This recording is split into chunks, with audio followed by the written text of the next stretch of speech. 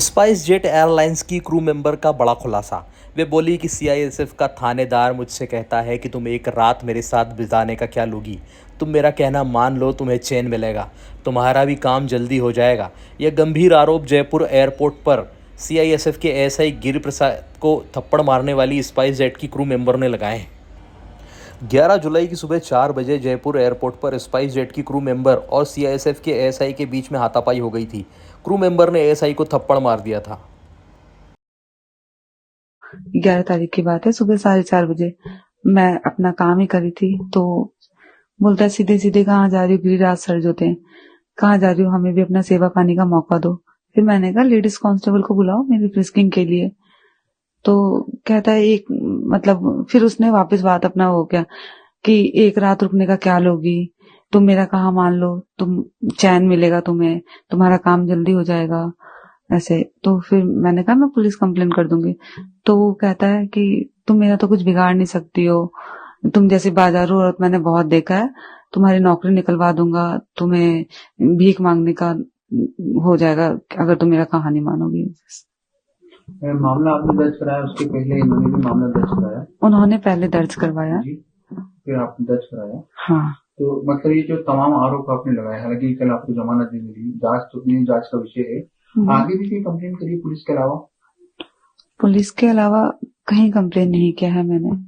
आप चूंकि जिस कंपनी में काम करते हैं वो कंपनी आपके साथ है, ये जो घटनाक्रम है पहली बार तो कितनी लंबी आपकी सर्विस हो गई है पर?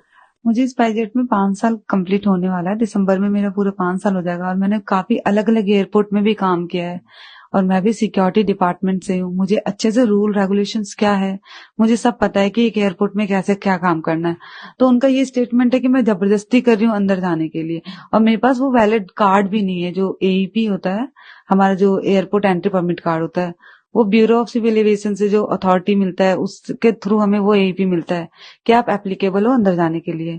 तो उनका ये भी स्टेटमेंट है कि मैंने गलत एईपी दिखाया और मैं बहस कर रही हूँ। तो गलत एईपी होगा तो मुझे वहां पे मैं काम ही क्यों करूंगी? मैं भी तो एक सिक्योरिटी डिपार्टमेंट से हूँ। मेरा जो पोस्ट है स्पाइस जेट में सीनियर सिक्योरिटी एग्जीक्यूटिव है। तो उनका जो स्टेटमेंट है कि एक तो गलत बोल रहे हैं, फिर गलत स्टेटमेंट दे रहे हैं कि मैं जबरदस्ती कर रही हूँ, मुझे जाने दो। हम रोज जाते हैं, ऐसा कोई फर्स्ट डे नहीं कि हम पहली बार काम कर रहे हैं वहां पे। और मोस्टली वहां पे सीआई मतलब हम फीमेल स्टाफ ही जाते हैं। एक दिन मैं गई तो अनदर डे कोई अदर लड़की जाती है। आप चूंकि काफी लंबे समय से आपने बताया तकरीबन 5 साल आपको सर्विस होने वाले हैं, जो एएसआई यहाँ पर तैनात थे उनसे पहले भी कभी आपकी कोई मुलाकात हुई? क्योंकि वो भी वहां पर वो जो स्टाफ था, अब हम लोग रोज सीआई सबसे कांटेक्ट तो करते हैं, बट फीमेल से हमारा ज्यादा कोऑर्डिनेट होता है। मेल स्टाफ है, उनका काम होता है हम स्लिप दे देते हैं, उनका काम है एंट्री करना, सिक्योरिटी जो भी उनका सिक्योरिटी रूल है। जो एचएलवी गेट में केटरिंग गाड़ी थी उनको फ्रिस्किंग करना, वो उनका काम होता है। हम उनसे बात ही नहीं करते हैं, अपना गए स्लिप दिया काम खत्म। फीमेल स्टाफ है तो हम सीधा अंदर चल जाते हैं फ्रिस्किंग के लिए।